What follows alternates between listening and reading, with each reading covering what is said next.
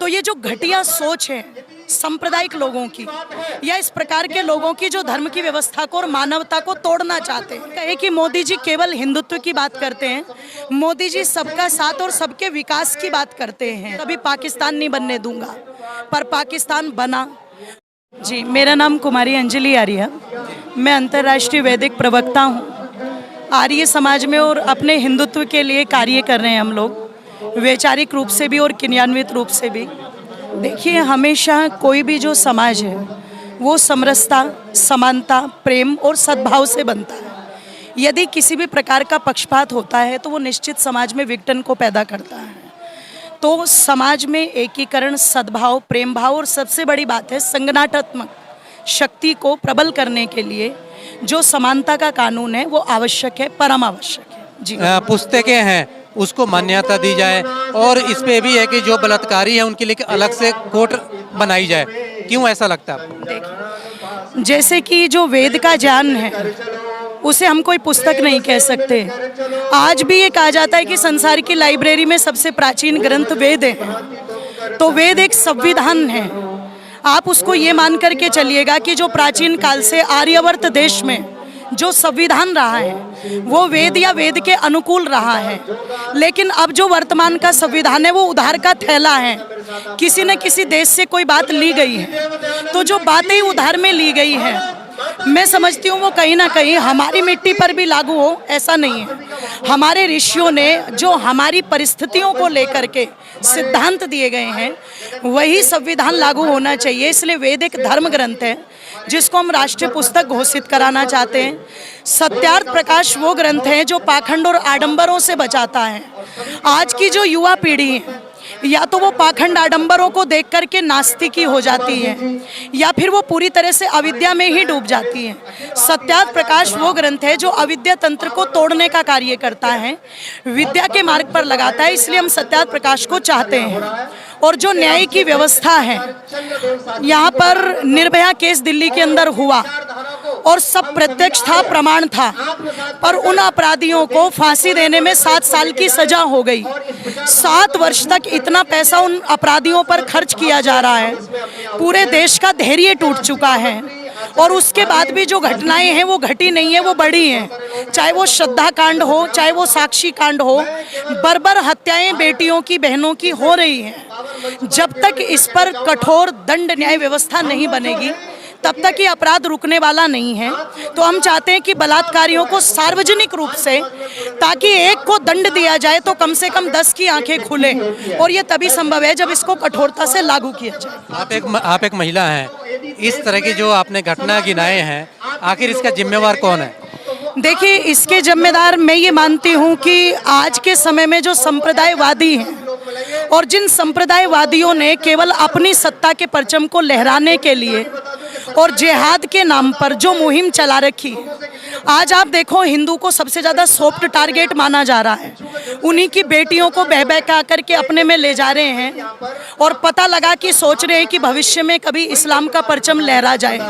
तो ये जो घटिया सोच है सांप्रदायिक लोगों की या इस प्रकार के लोगों की जो धर्म की व्यवस्था को और मानवता को तोड़ना चाहते हैं, तो इसके पीछे उनका भी षड्यंत्र है जिसमें हमारी भोली बहनें आ जाती हैं और वो इसको समझ नहीं पाती।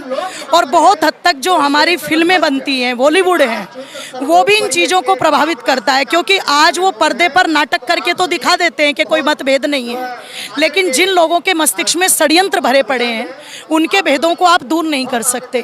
तो ये जितना भी जो जिहाद का एजेंडा चला हुआ है, इसी के कारण चाहे साक्षी हो, चाहे श्रद्धा हो, इस प्रकार की हत्याएं हो रही कर रही है। आपने कहा कि हिंदुओं को टारगेट किया जा रहा है, आखिर हिंदुओं को क्यों टारगेट किया जा रहा है? अब तक जो भी सरकारें पीछे रही हैं उन्होंने हमेशा मुसलमानों को और ईसाइयों को बहुत बढ़ावा दिया है और हिंदू हमेशा से ही एक दयावादी, उदारवादी प्रवृत्ति का धनी रहा है। तो वर्तमान में हम ये तो कहना चाहेंगे, मोदी जी के द्वारा, भारतीय जनता पार्टी के द्वारा बहुत सारे ऐसे कलंक थे जो धुले हैं। चाहे वो धारा 370 हटाने की बात हो, चाहे वो सीएए का कानून लाने की बात हो, 3 तलाक पर मुद्दा हो, या फिर राम मंदिर बनवाने की बात हो। निश्चित ये सरकार हिंदुत्व को लेकर के कार्य कर रही है। लेकिन पूर्ण रूपेण फिर भी हिंदू खतरे में हैं। बिल्कुल पूर्ण फिर भी हिंदू खतरे में हैं। उसका कारण है क्योंकि दूसरे संप्रदायवादियों को लगता है कि जो सरकार आई है वो भी हिंदुत्व की आई है, तो उनकी जो दुष्टता थी वो कम नहीं हुई, वो और ज़्यादा प्रबल हो गई। और आप यदि कहें कि मोदी जी केवल हिंदुत्व की बात करते हैं, मोदी जी सबका साथ और सबके विकास की बात करते हैं, लेकिन हिंदू जिसको जगह जगह से आप देखेंगे कि ऐसी मोनोपोली उसके खिलाफ चल रही है कि यदि 100 घर हिंदू के हैं और 1 मुसलमान का है तो वो आराम से रहेगा, पर यदि 10 घर मुसलमानों के हैं और 1 घर हिंदू का है तो उस हिंदू को वहाँ से छोड़ करके जाना पड़ेगा। तो आप इसी से लगा सकते हैं कि हिंदुत्व के ऊपर कितना बड़ा संकट। 9 साल हो गए मोदी जी को सेंट्रल सरकार में, तो क्यों नहीं हिंदुओं के लिए फिर ऐसा कुछ कर रहे हैं कि जैसे आपने कहा कि अगर एक घर हिंदुओं का है तो उसको जीना दुर्बल हो जाता है वहाँ पे, तो मोदी जी क्या कर रहे हैं फिर? निश्चित मोदी जी इस पर कार्य भी कर रहे हैं, लेकिन उनका एक समन्वय का भाव है और बिगाड़ में अगर 70 साल लगे हैं तो सुधार में भी कुछ वर्ष तो लगेंगे ही। उसमें हम विचार करें कि एकदम से सब चीज़ें हो जाएं, कहते हैं कि बिगाड़ बहुत जल्दी हो जाता है लेकिन सुधारने में तो पीढ़ी दर पीढ़ियां चली जाती हैं। तो भारतीय जनता पार्टी का बहुत अच्छा प्रयास है, लेकिन इतने से काम नहीं चलेगा, इस प्रयास को और प्रबल करना पड़ेगा। और ये जिम्मेदारी केवल सरकार की नहीं है, ये व्यक्ति व्यक्ति का भी दायित्व है। व्यक्ति व्यक्ति से देश बनता है, समाज बनता है, तो ये दायित्व हम सबका है। इसीलिए हम यहाँ पर जिस कानून को सरकार लाना चाहती है उसी के समर्थन में ये धरना यहाँ पर दिया जा रहा है। लेकिन ऐसा नहीं है कि भी यहाँ पे हिंदू मुसलमान सिर्फ टारगेट हो रहे हैं वोट बैंक के लिए, कोई मुस्लिम को वोट बैंक बना रहा है, कोई हिंदू को वोट बैंक बना रहा है। देखिए, ये तो एक राजनीति का एक धर्म है कि सबसे बड़ा जो उद्देश्य होता है वो सत्ता प्राप्ति का होता है और अपने मुद्दों को भुनाने के लिए हर कोई पार्टी किसी न किसी मुद्दे को अपना एजेंडा बनाती है। तो निश्चित भारतीय जनता पार्टी पहले से हिंदुत्व को लेकर के उठी थी और उसी विचारधारा पे बहुत हद तक कार्य भी करती है। तो ये केवल एक कोरा आक्षेप है। आप यदि देखेंगे तो दंगे तो इस देश में पहले भी बहुत बड़े बड़े हुए हैं। गांधी जी जिनको समन्वयवादी कहा जाता है, राष्ट्रपिता कहा जाता है, आप उन्हीं के समय में देख लीजिए, उनके बयान होते थे कि मैं कभी पाकिस्तान नहीं बनने दूंगा, पर पाकिस्तान बना।